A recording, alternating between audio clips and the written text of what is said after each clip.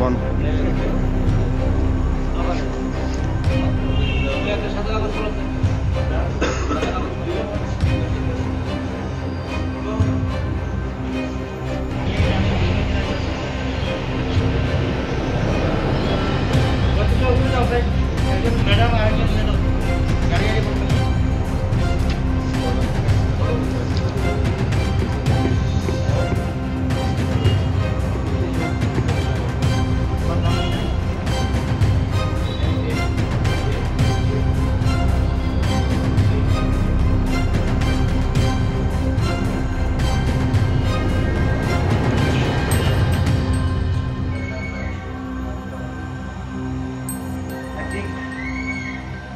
Actually Dharmanagar থানায় আজকে সকালবেলা একটা খবর আসে যে কিছু অপরিচিত লোক সাসপেক্টেড বাংলাদেশি ন্যাশনাল রাজবাড়ী এলাকায় ঘোরাফেরা করছে। তো সেই সংবাদের ভিত্তিতে ধর্মনগর থানার অফিসার রাজবাড়িতে যায় এবং গিয়ে আমরা চারজন, দুজন মেল দুজন ফিমেল লোককে আমরা ডিটেইন করে এবং থানায় নিয়ে আসা হয়।